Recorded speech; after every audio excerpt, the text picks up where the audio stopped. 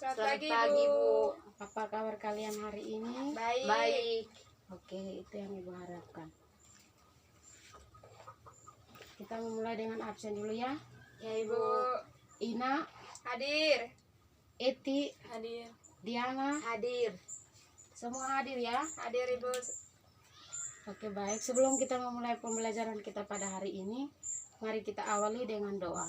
Doa dipimpin oleh Kakak Ina. Berdoa mulai. Berdoa selesai. Oke, terima kasih kepada Kakak Ina.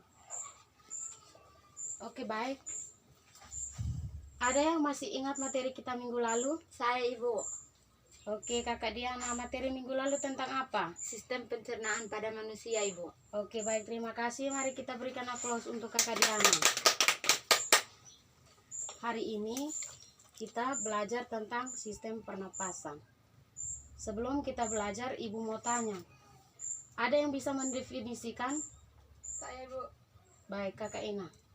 Oke, bernapas merupakan proses masuknya masuknya oksigen dan keluarnya karbon dioksida. Oke, baik, terima kasih kepada Kakak Ina. Mari kita berikan aplaus lagi untuk Kakak Ina. Oke, baik. Hari ini materi kita tentang sistem pernapasan. Akan tetapi hari ini kita hanya belajar tentang sistem pernapasan pada manusia. Sebelum kita memulai pembelajaran, Ibu akan menyampaikan tujuan pembelajaran kita pada hari ini. Tujuan pembelajaran kita pada hari ini yang pertama, siswa mampu menjelaskan pengertian dari bernapas. Yang kedua, siswa mampu menjelaskan alat-alat pernapasan pada manusia. Yang ketiga, siswa mampu menjelaskan mekanisme pada pernapasan manusia. Oke, langsung saja.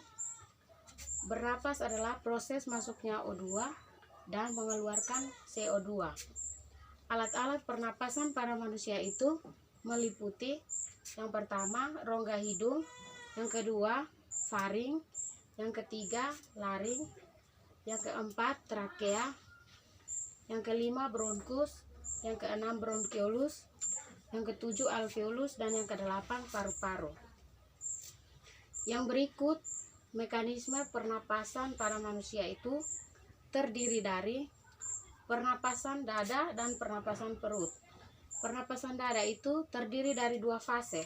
Yang pertama fase ekspirasi dan yang kedua fase inspirasi. Yang berikut pernapasan perut itu meliputi dua fase juga. Yang pertama fase ekspirasi dan yang kedua fase inspirasi. Oke, baik, materi kita cukup sampai di sini. Ada yang belum paham tentang materi kita hari ini, saya persilakan untuk bertanya. Saya, Ibu. Oke, baik, Kakak Ina, silakan. Jelaskan mekanisme pernapasan pada manusia, Ibu. Oke, baik, terima kasih. Saya akan menjawab pertanyaan dari Kakak Ina. Mekanisme pernapasan pada manusia itu terdiri dari dua. Yang pertama itu pernapasan dada dan yang kedua itu pernapasan perut. Nah, pernapasan dada adalah pernapasan yang melibatkan otot antar tulang rusuk. Yang kedua, pernapasan perut. Pernapasan perut adalah pernapasan yang melibatkan otot diafragma. Nah, pada pernapasan dada itu terdiri dari dua fase. Yang pertama, fase inspirasi. Fase ini berupa kontraksinya otot antar tulang rusuk sehingga rongga dada membesar. Akibatnya, tekanan di dalam rongga dada menjadi lebih kecil daripada tekanan di luar sehingga udara luar kayak oksigen masuk. Yang kedua, fase ekspirasi. Fase ini merupakan fase relaksasi atau kembalinya otot antar tulang rusuk sehingga rongga dada menjadi kecil. Sebagai akibat tekanan di dalam rongga dada menjadi lebih besar daripada tekanan luar sehingga udara dalam rongga dada yang kaya karbon dioksida. Yang berikut pernapasan perut itu juga terdiri dari dua fase. Yang pertama fase inspirasi dan yang kedua fase ekspirasi. Pada fase inspirasi berupa kontraksinya otot diafragma sehingga rongga dada menjadi lebih kecil daripada tekanan di luar sehingga udara di luar yang kaya oksigen masuk. Yang kedua, fase ekspirasi. Fase ini merupakan fase relaksasi atau kembali otot diafragma ke posisi semula yang diikuti oleh turunnya tulang rusuk sehingga rongga dada menjadi kecil. Oke, apakah Kakak Ina terima jawaban dari Ibu? Ya Ibu. Oke, baik, terima kasih. Pembelajaran kita cukup sampai di sini. Jangan lupa belajar untuk minggu depan. Materi minggu depan itu tentang sistem pernapasan pada hewan. Sekian pembelajaran kita hari ini. Atas perhatiannya diucapkan terima kasih. Selamat pagi anak-anak. Pagi Ibu.